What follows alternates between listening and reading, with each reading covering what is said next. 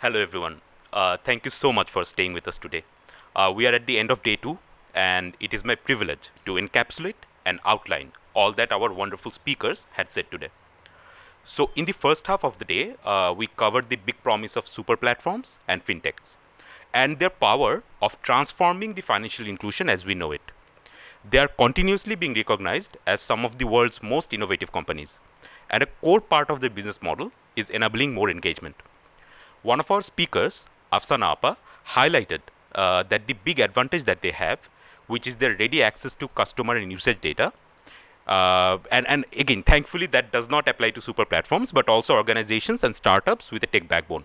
And this is where our speakers believe that the traditional financial institutions can do better. In today's age of technology and interconnectivity, traditional financial institutions are actually missing numerous women merchants who conduct businesses in super platforms. Now, these women, if offered better tools and resources, can grow exponentially.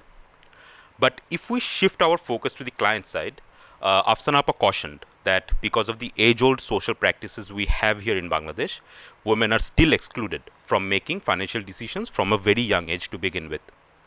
Only digital infrastructure may not be enough. We would need to invest in education and intent if we really aim to one day become cashless. Fahad Bhai, our other speaker from the panel, agreed with this and also said that fintechs or super platforms have the flexibility to attempt new models while traditional institutions lack that flexibility due to certain policies in place. But just as day one, our speakers again reinforced that women are naturally better at managing money. Fahad underlined what BRAC learned from her experience of 50 years, that women are better borrowers and much more diligent when it comes to dealing with money. But influencing changes in the system to the level of championing women entrepreneurs might still be wrought with challenges. But Afsana was optimistic. She said that at one hand, we have super platforms with high engagement across the country. And on the other hand, we have fintechs who have that institutional capabilities in rolling out digital financial service. She's confident that we may see these two hands coming in together. Platforms can collaborate with each other to leverage individual strength and offer enhanced experiences. Fahad Bhai has also put forward a lot of anecdotal evidence of his clients from rural areas who are getting savvier with smartphones and internet. He also believes that it is just a matter of time. But again, the cultural norm that exists, which put barriers in front of women to have enough agency to use her digital wallet balance, is the barrier that is the hardest to overcome.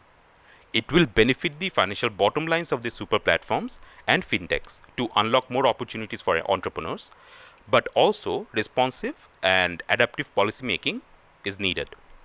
Fahad mentioned that policymakers can be a big positive agents of change, but they should also be equipped with a lot of data so that their decisions are more informed and the outcomes are more impactful.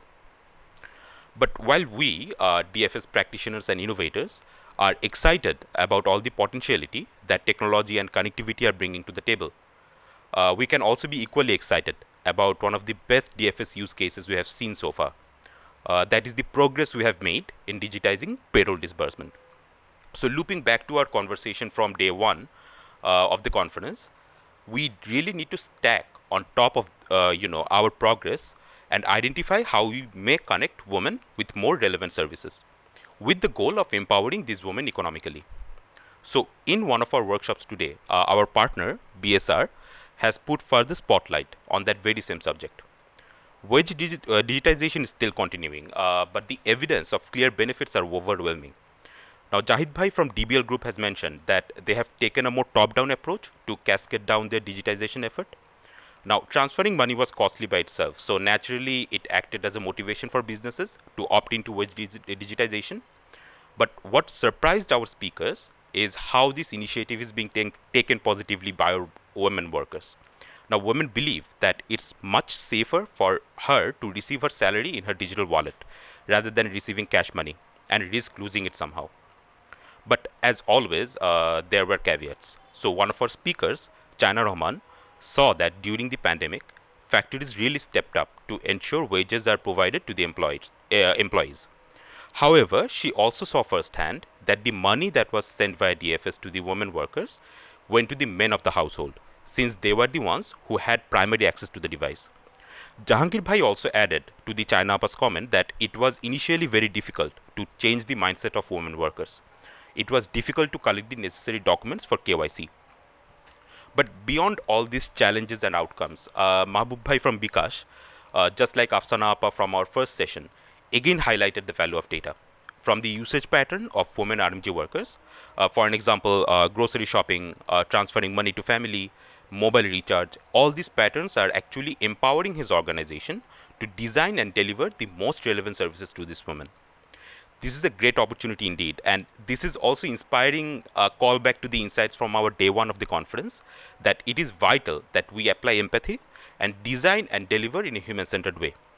Digitizing payroll should not be our finish line, and it was heartening to see that we are already taking steps towards that. And speaking of human-centered design, in one of our workshops, expertly hosted by Innovations for Poverty Action, the speakers highlighted a big challenge that the designers of DFS would need to keep in mind. They asked a big question: is it really cheaper, better, and more convenient for the users to use digital financial services? What we know is that the real cost of using digital financial service is often not listed in the ledger of the mobile money agent, but a lot of hidden costs add up to that as well. A lot of it is non-monetary, like long wait times, arduous travel, and the unholy notification of failed transactions. This is where the tool of mystery shopping might prove to be very useful. So William from IPA said that the data to understand what drives users, service providers can improvise accordingly using that data, and government can use this as well. Now our attendees had the chance to explore various methodologies like mystery shopping with our IPA colleagues. You can check their methodology in your own time in the replay section of the conference platform. But at the tail end of the session, we also had the privilege of deep diving into the fascinating barrier analysis done by Great Impact. They have done a meta-analysis of 40 global research reports, papers on various interventions around the world. And what they found is that a lot of those barriers are interlinked with each other. So around 40 barriers have been identified from research outputs from around the world. And these barriers vary across the country, vary across the customer persona. But interestingly, and thankfully, the connective tissue between these barriers is also very visible. Of course, a few barriers stand out very clearly. For example, digital literacy or social norms or broader legal constraints. So they stood out to be the most important. So our partner, Great Impact, is open to working with organizations to work on these barriers and build solutions together. So with that note, I would like to bid farewell for today. But tomorrow we will be putting our spotlight into the transition from practice to policy, where we have a great panel discussion to start the day off, and then diving right into the thematic panel, where we will be exploring DFS in humanitarian setting, and again, a fantastic virtual field visit. Thank you for being with us again. A small reminder to use the hashtag ScaleFrugal when you will be talking about the conference online, and it has been a pleasure to be with you today. See you all tomorrow.